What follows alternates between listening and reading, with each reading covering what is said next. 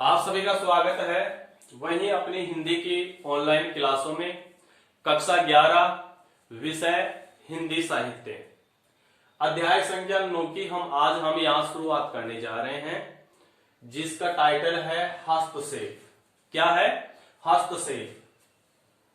हस्तक्षेप जिसके कवि हैं श्रीकांत वर्मा। ठीक है भाइयों, यहां पर पहला पद है वो मैंने यहां पर लिखा है। इस पद को पहले हम पढ़ लेते हैं, फिर इसके जो कठिन शब्दार्थ अपने को लगते हैं वो यहां देख लेते हैं।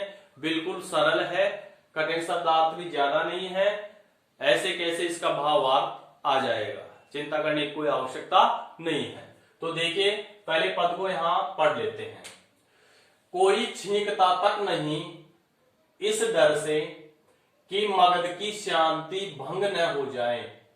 मगध को बनाए रखना है तो मगध में शांति रहनी ही चाहिए। मगध है तो शांति है।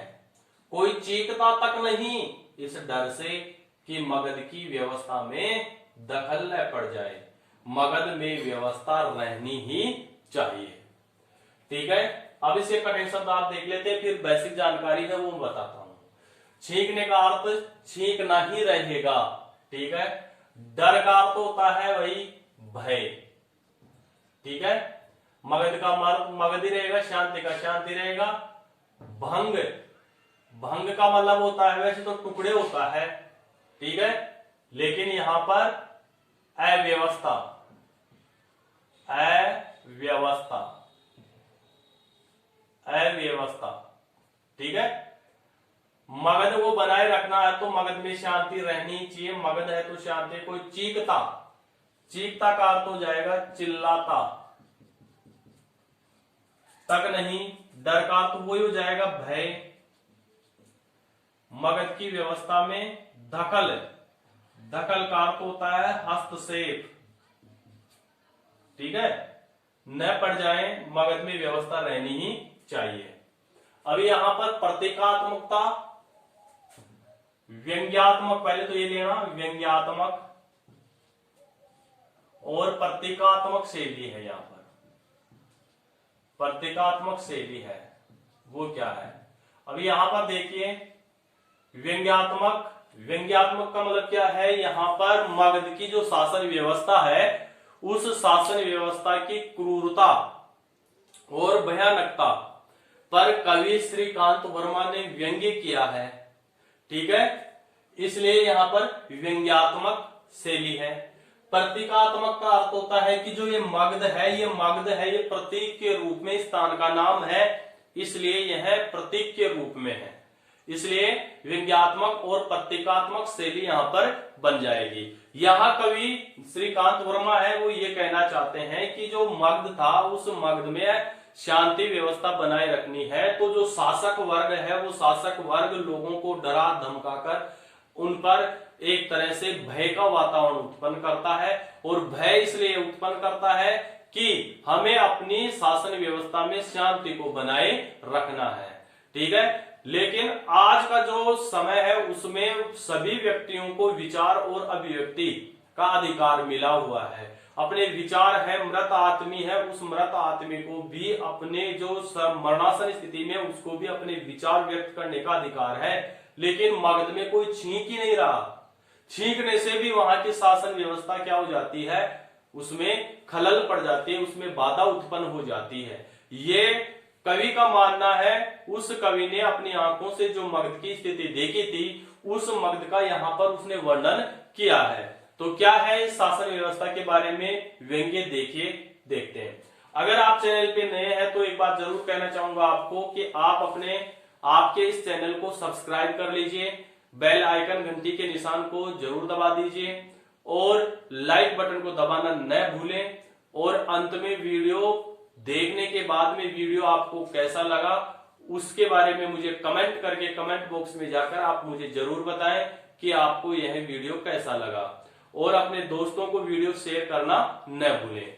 तो चलिए अब देखते हैं क्या है। कोई छींकता तक नहीं।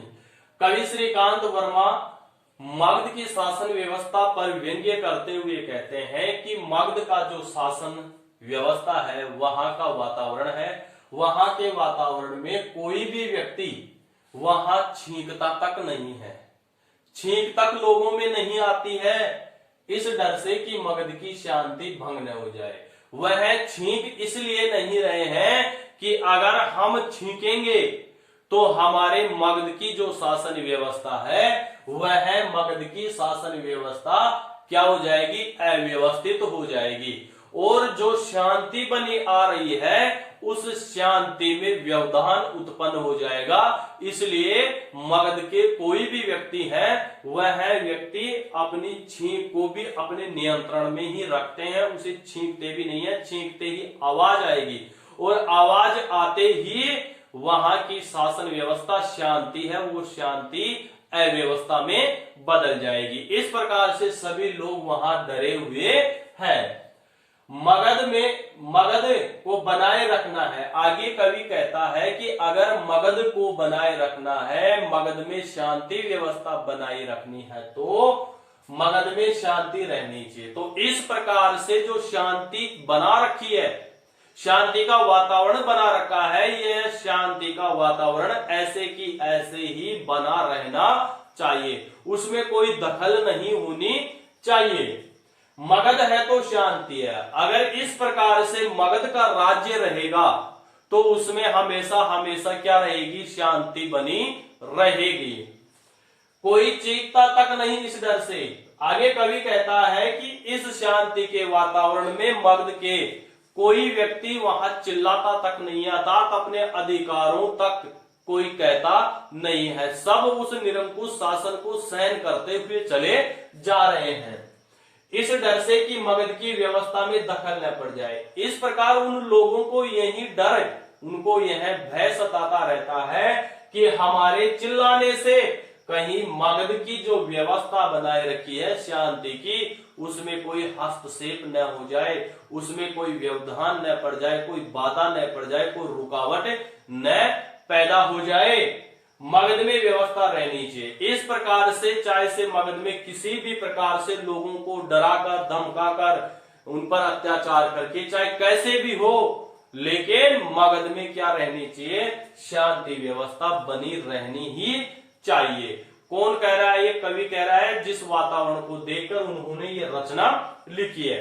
ठीक है, अब आज से समझिए यहाँ पर कवि ये कहना चाहता है कि मगध का वातावरण ऐसा है कि वहां निरंकुश शासन है, निरंकुशता का वातावरण है, क्रूरता का वातावरण है, शासक जो वर्ग है वह वर्ग अपने मगध के शासन को बनाए रखने के लिए लोगों पर अत्याचार करके उनको चुप रहने की सलाह देता है कि अपने को क्या करना है, शांति बनाए रखना है इस मगध की। तो इस मगध के राज्य को अगर रखना है तो हमें अत्याचार ये वगैरह है उनको सहन करते ही रहना है, हमें चिल्लाने की कोई आवश्यकता नहीं है।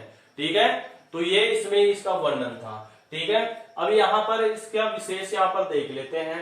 विशेष यहाँ पर भाषा है सरल, सहज और भावानुकूल है, भावानुकूल है। तत्सम तद्भव शब्द हो जाएंगे, अनुप्रास अलंकार हो जाएगा। ठीक है, और चौथा ये हो जाएगा यहाँ पर व्यंग्यात्मक और प्रतीकात्मक शैली। इस प्रकार से इसका विशेष हो जाएगा, ज्यादा कठिन पाठ नहीं है।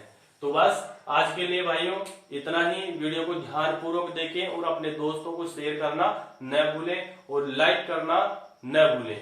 तो आज के लिए बस इतना ही। सभी विद्यार्थियों को धन्यवाद।